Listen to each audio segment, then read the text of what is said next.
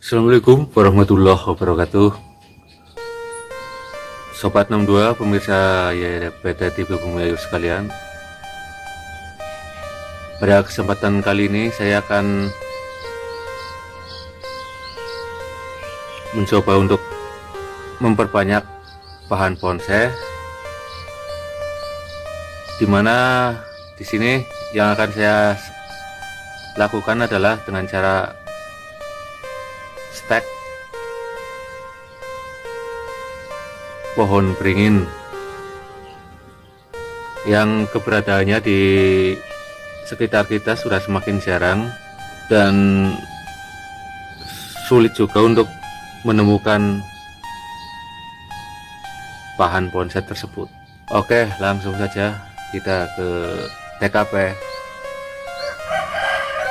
Cek kiprot. Jadi dalam membuat stek kita juga bisa memanfaatkan bagian atau cabang dari bonsai yang tidak kita inginkan. Nanti bisa dipotong dan dijadikan stek untuk bahan bonsai yang lain.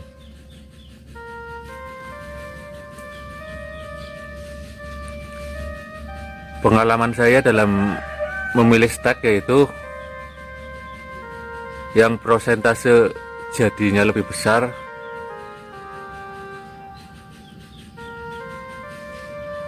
itu stek yang berukuran kecil, di bawah ukurannya di bawah jari kelingking ya besarnya. Jadi seperti ini yang kecil-kecil ini lebih sering jadi. Dan ini adalah contoh stek yang sudah jadi. Jadi saya sambungkan untuk membuat atau menambah cabang baru pada bonsai lainnya. Ini adalah akarnya. Ini baru 1 mingguan.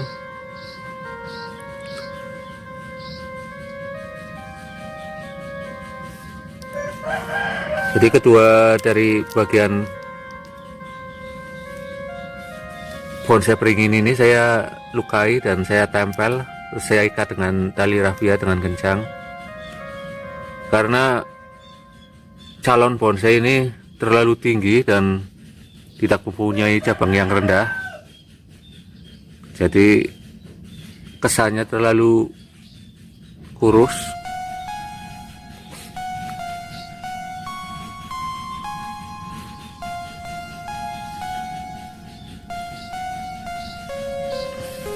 Dan ini adalah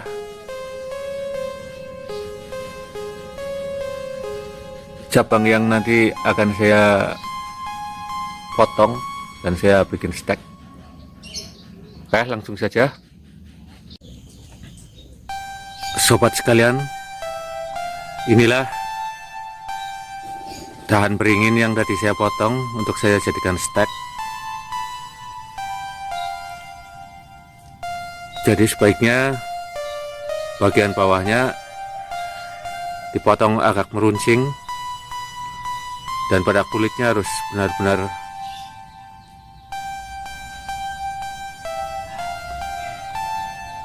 rapih potongannya. Jadi ini nanti saya rapihkan lagi. Untuk media tanamnya cukup menggunakan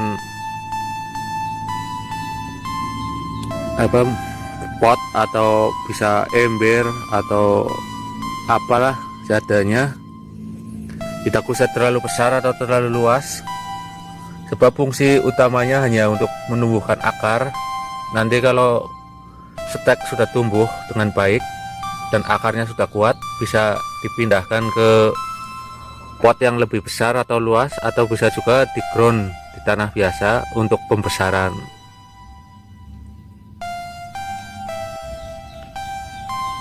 Ketika menanam atau menancapkan stek ini sebaiknya jangan terlalu dalam, cukup sekitar 2 cm-an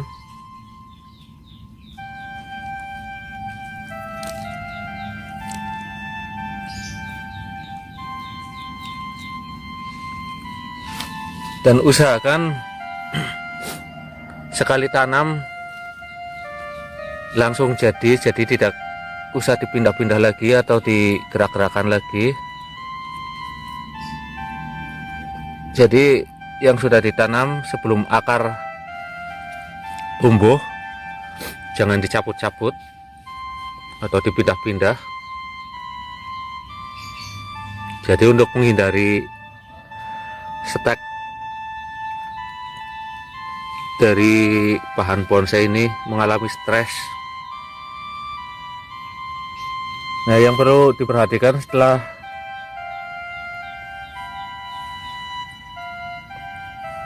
ditancapkan atau ditanam, daun-daun harus dikurangi untuk menghindari penguapan yang berlebihan.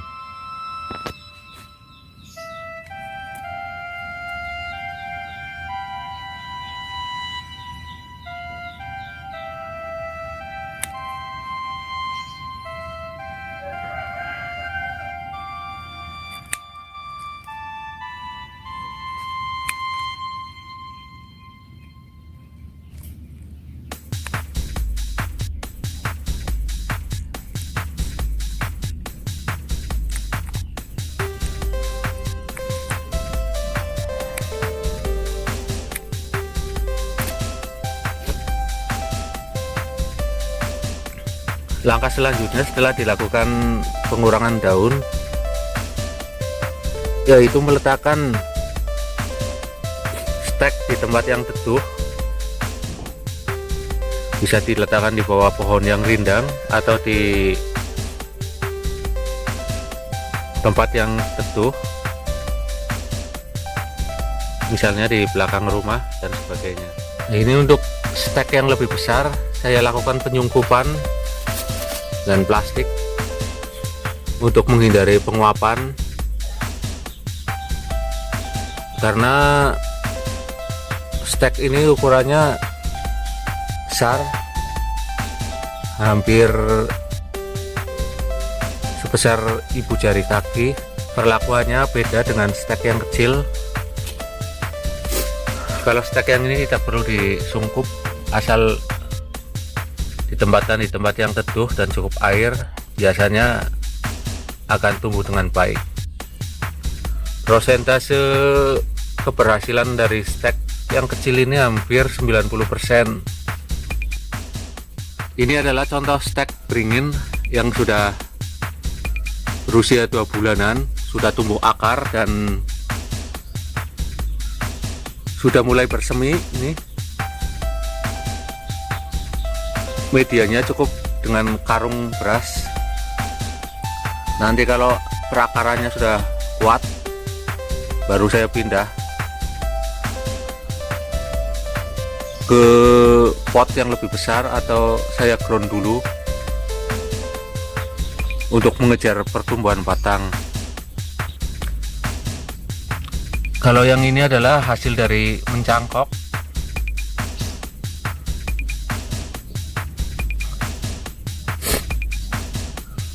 Yang dalam 2 bulan sudah berakar dan saya potong lalu saya pindah. Ini ada stek-stek lagi. Jadi dalam menanam stek pohon beringin ini tidak memerlukan media yang besar. Jadi satu pot bisa ditanam grouping.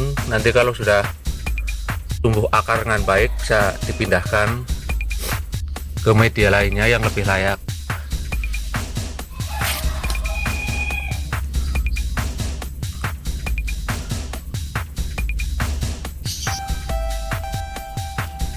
Kalau yang ini adalah hasil dari menongkel ileng-ileng, saya ground semua. Jadi satu tongkelan saya jadikan menjadi, saya pecah-pecah akarnya menjadi 5 bahan bonsai baru.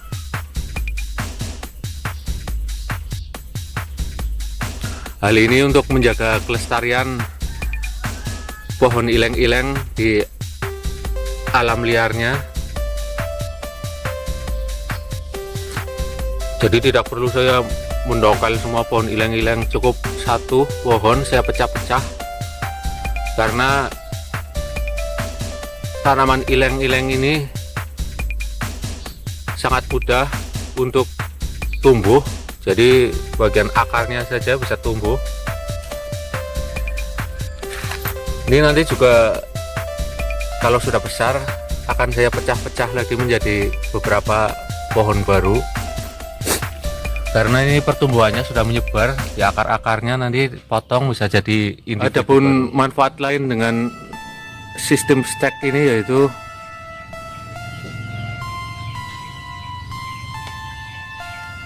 cabang atau bagian dari bonsai yang tadinya terbuang sia-sia dengan di stek, akhirnya bisa dimanfaatkan lagi menjadi bahan bonsai yang baru.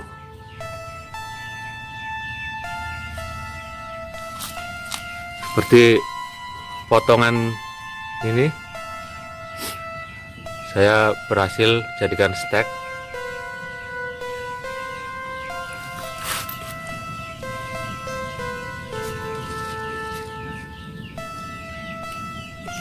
Ini juga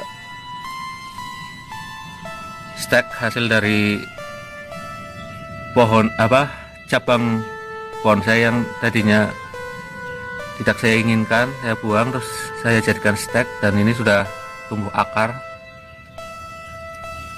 sudah mulai bersemi pucuknya.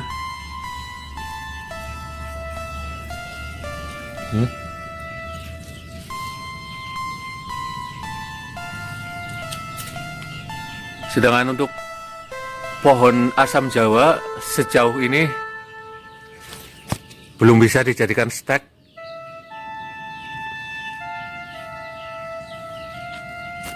karena apabila di stek yang tumbuh hanya tunasnya saja, sedangkan akar tidak mau tumbuh. Jadi dalam beberapa bulan kemudian stek tersebut akan layu dan mati walaupun tumbuh tunas baru. Jadi cara untuk memperbanyak bahan bonsai dari asam Jawa yaitu dengan mencangkok dan menanam bijinya. Ini juga dulunya hasil stekan,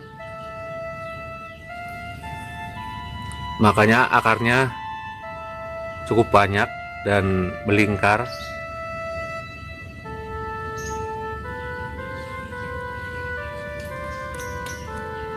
Ini usianya sudah lebih dari 10 tahun.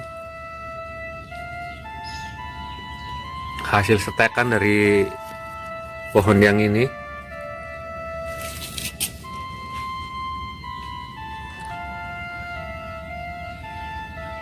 Sangat menjulang tinggi.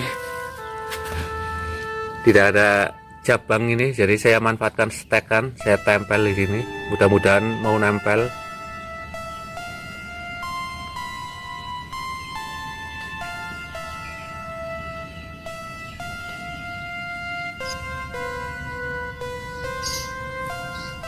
Ini hasil potongan ini juga saya manfaatkan untuk dibuat stek. Tadi yang saya sungkup,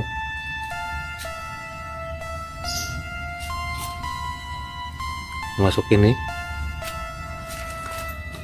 Jadi tidak ada dahan-dahan yang terbuang percuma, semuanya dibikin stek. Bahkan potongan yang pendek seperti ini nanti juga akan tumbuh menjadi individu baru.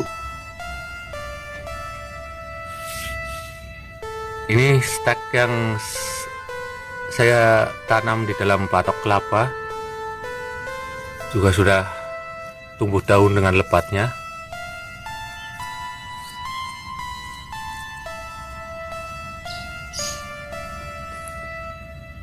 Nanti akarnya akan keluar dari lubang ini kalau sudah terlalu penuh di dalam.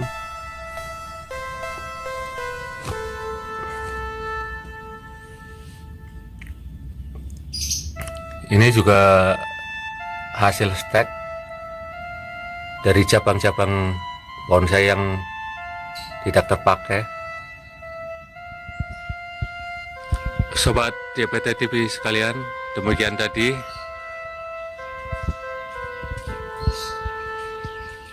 cara membuat stek untuk bahan bonsai. Semoga bermanfaat. Sampai jumpa di lain kesempatan. Wassalamualaikum warahmatullahi wabarakatuh.